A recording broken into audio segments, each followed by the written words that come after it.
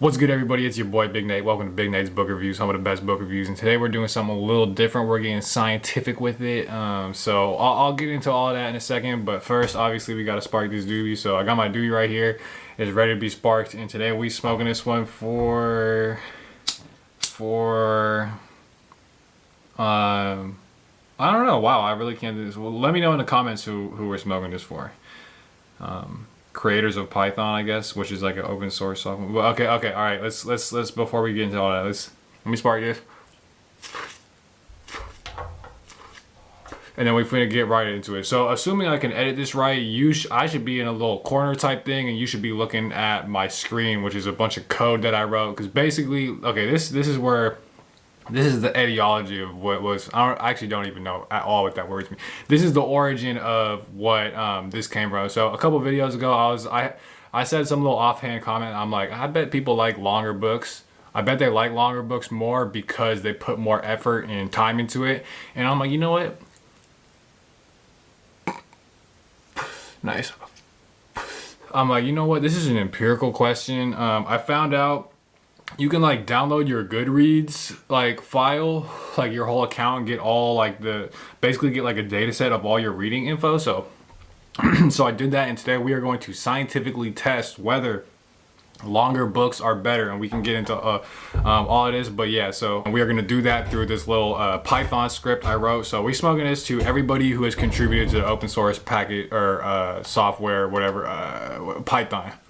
Okay, so look, I'm just gonna walk through the code and we're gonna get into it. I'll explain a little bit. So whatever, just importing libraries, blah blah blah, importing the data set too, and just getting rid of all the shit we don't need and just keeping it to the variables we're interested in. So this is like my data set. So you can see the titles of the books, the authors, my rating, the average rating. Oh, that'd be interesting to correlate my rating with my average rating. Like, but. Anyway, they got publishers, number of pages. There's a bunch of other shit too that that I cut out, and there's a bunch of other shit more I want to go look for.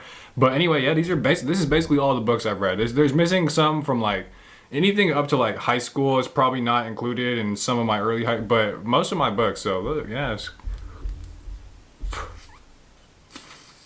not bad, and I've read some pretty good books, to be honest. So anyway, this is my data set. I'm tempted to like ask people like if you want to send me yours, or maybe I could do this for you. Maybe I could upload this onto a GitHub repository, some shit. But anyway, because I'm curious what it looks like for other people. But anyway, okay, that's my Goodreads data set. So we got our data set.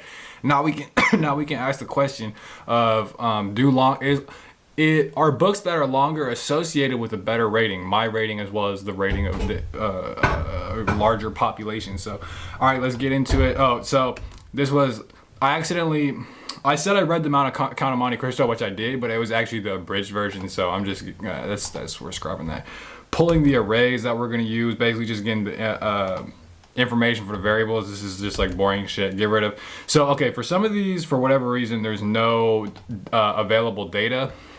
It could be for a number of different reasons. Where there is no data, I'm replacing it with just the average. So it shouldn't really mess with things too much. And I honestly don't even know why, like whatever. That's you can ignore all that. Okay, so check me out. Let's assume, all right, pretend you are a hater. Pretend you are a hater and you think I'm wrong. You think there's no relationship between the page count, how long a book is. You think it has no relationship with average rating or people's rating or whatever, right? So assuming you're right, and I'm just kind of pulling randomly from a normal distribution based off of the average rating with the standard, like this is a normal distribution based off of the parameters or whatever are derived from the actual data. Anyway, fuck all that. I'm gonna run it. Okay, so look, this is an example. So let's break this down. Let's break this down. If you are right, you the hater, if you are right, it will look something like this. Assuming there is no relationship. So this is randomly generated data. This is not real data yet. But do be first and foremost, and it's giving me some issues, but that's all right. So okay, assuming there's no relationship, you'll get something like this, where it's here. I'll just run it again and again, and it's basically information about one variable does not tell you information about the other. Like you see how it's just a flat line through there? That's basically just showing there's no relationship. Like It doesn't, you can, all along this axis of page count, like you can see how average rating is going to change as as page count varies, but you see there's basically no difference. And any difference there is, we know, because like I set the parameters for it, it is literally just by random chance. So you see that there's,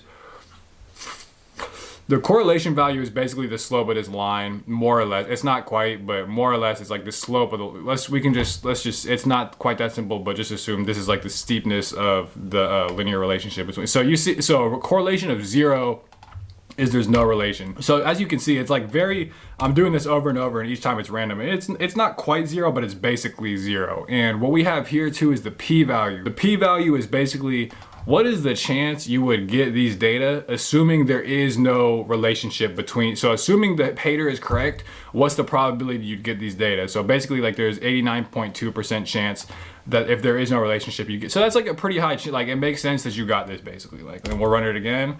It makes sense that you got this. Actually, this is a pretty low one, because this is the thing too. Sometimes by random chance there is a positive correlation, but that's like literally just noise. Like because it's random, if you do it enough times, you're gonna find a positive correlation. So so this was not actually a good example, but it does happen, and that's actually a whole larger issue of p-hacking. So okay, point being, you can see as I'm running this, like the line basically stays flat. So that's if the Hader is right. Let's get into the actual data. So now what I'm about to plot is like, instead of random data, it is like actually, okay, and this is for my rating. So according to how I've rated books, is there a relationship between how long the book was and the rating? So this is for all the books I've ever read, more or less. And let's see. Okay, so yes, so look, check me out. So you see how there's a bit of a positive line here. So the plots this is kind of ugly because it's all on one line, but it's because Goodreads is like, it has to be discrete. It's 1, 2, 3, 4, or 5 stars. There's no point. You don't get the point. It doesn't become continuous till you start averaging shit. But anyway, you see that there's a positive line here, and there's a correlation of 0.25. That basically means there is a positive relationship between how long a book is and how much I liked it. This can be for a number of reasons. We'll get all to all that. But look at this p-value here. The p-value is less than 0.001. A classic sort of, the classic cutoff for whether or not we consider something a piece of evidence. If p is less than 0.05, that means there is less than 5% chance you would get this data, assuming there is no relationship. So clearly, not clearly, but you're gonna assume, because the chance of getting this was so low, you're gonna assume that there actually is a relationship between them. And the classic thing, like in actual science, like what I do in my cog neuro stuff in my psych classes, is the cutoff is p less than 0.05. So I have p less than 0.001. So there is less than like 1% of a percent, I'm pretty sure that's what that is, chance that you would get this data, assuming there is no relationship. So basically we're gonna say, Hader, you are wrong. Look, we collected data. There's like probably close to 200 books on here, and we find that there is in fact a relationship between how long a book is and how much I liked it. Okay, so yeah, I'm not gonna lie, right there I basically just scientifically proved it. But let's see how that squares with the average rating of just people in general. So just everybody who's contributed to what this average rating is. And you see an even stronger effect. When you look at that, there is a correlation of 0.35, which okay, let me put it into perspective. The correlation between height and weight, which like is pretty, my dog is like eating something he should not be. As I was saying, the relationship between height and weight, which is like pretty, you'd think they'd be pretty strongly correlated. That's like that's like 0.4 or something, give or take like 0.4 or something like that. So a correlation of 0.35, in my opinion, actually is rather high. And it is, I told it to round to the nearest third value. So it says p-value is less than 0, like literally 0, which just means it's like p is less than 0.00001, something like that. So basically, the chances of finding this data, assuming there's no relationship, is basically like impossible. Technically anything is possible under statistical probabilistic theory or whatever. But yeah, basically like it's not possible. So we would take this as what, like in a journal, like if I actually wanted, if this was something people actually cared about and I submitted this to a journal, they would consider this to be an effect that has been found for page count and average rating. Like because p is less than 0.01, it's a pretty strong, like this would actually be a pretty legit finding in, like if this was actually of anything of importance, like like in the psychological journal or whatever. But yeah.